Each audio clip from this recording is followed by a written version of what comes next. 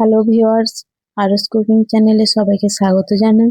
আবারও একটু নতুন ভিডিও নিয়ে হাজির হলাম। আজকের রেসিপি মুচমুচে রসালো জিলিপি। জিলিপিটি খুব সহজভাবে আমি বানিয়ে দেখাবো। ভিডিওটি স্কিপ না করে শুরু থেকে শেষ অবধি দেখতে থাকুন। জিলিপি বানানোর জন্য আগে বানিয়ে নেব চিনি শিরা। এক বাটি চিনির জন্য এক বাটির থেকে একটু কম জল নিয়ে নেব। দুটো এলাচের মুখগুলো একটু ফাটিয়ে নিতে হবে। সামান্য ফুড কালার দিয়ে একসঙ্গে খুব ভালো করে মিক্স করে জাল হতে দেবো। ফুড কালারটা অপশনাল, তোমরা চাইলে স্কিপও করতে পারো। চিনির সঙ্গে জলটা খুব ভালোভাবে মিক্স হয়ে গেছে।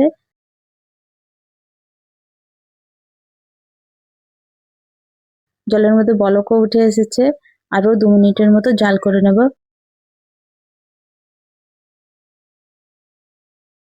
শিরাটা একবার চেক করে নেব আঙুলের মধ্যে নিয়ে। শিরাটির মধ্যে চিটচিটে ভাব চলে এসেছে। এই পর্বে 1 চা চামচ লেবুর রস দিয়ে দেব, এতে করে চিনিটি জমাট বাঁধবে না, ভালো থাকবে। দিয়ে দেবো 1 চা চামচ ঘিটা দেওয়ার কারণে মনে হবে জিলিপিগুলো ঘিয়ে ভাজা হয়েছে এবং ফ্লেভারটাও খুব সুন্দর। আর ঘি দিয়ে নাড়াচাড়া করে গ্যাসের ফ্লেমটা অফ করে দেব। জিলিপির জন্য এবার ব্যাটারটা রেডি করে নেব। একটি বল নিয়ে নিয়েছি, দিয়ে দিচ্ছি 1 বাটি ময়দা, 1 চা চামচ ঘি আর 1 প্যাকেট ইনো। যে ইনোটা আমরা অ্যাসিডিটি হলে খেয়ে থাকি, সেই ইনোর 1 প্যাকেট দিয়ে দিতে হবে। দিয়ে একসঙ্গে 3টা শুকনো উপকরণগুলোকে খুব ভালোভাবে হাত দিয়ে মিক্স করে নিতে হবে।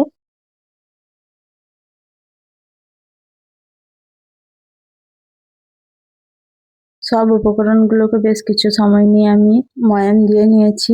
এর মধ্যে একটু জল নিয়ে একটি ব্যাটার বানিয়ে নেব।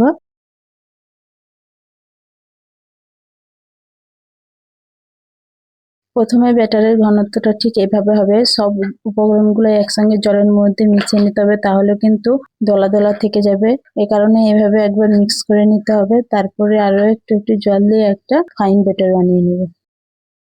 ব্যাটারটা ঠিকঠাক হয়েছে কিনা চেক করে নেব। একটা চামচের উল্টো দিকে এরকম ব্যাটারটা গুলে দাগ টেনে নিতে হবে। যদি ময়দার ব্যাটারটা যদি দাগ রেখে যায় তাহলে বুঝে নিতে হবে ব্যাটারটা একদম পারফেক্ট রেডি হয়েছে। জিলিপি তৈরি করার জন্য ব্যাটারটা একটা বোতলে ঢেলে নেব। এরকম আমি একটা ছোট বোতল নিয়ে নিয়েছি।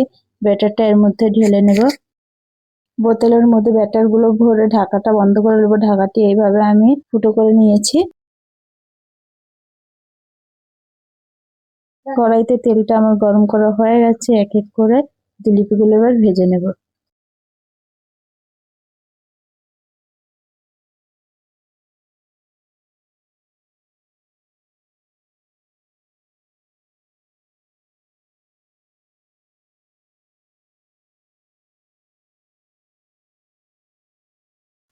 জিলিপিগুলো এক সাইড ভাজা হয়েছে, উল্টে আরেক সাইড ভালোভাবে ভেজে নেব।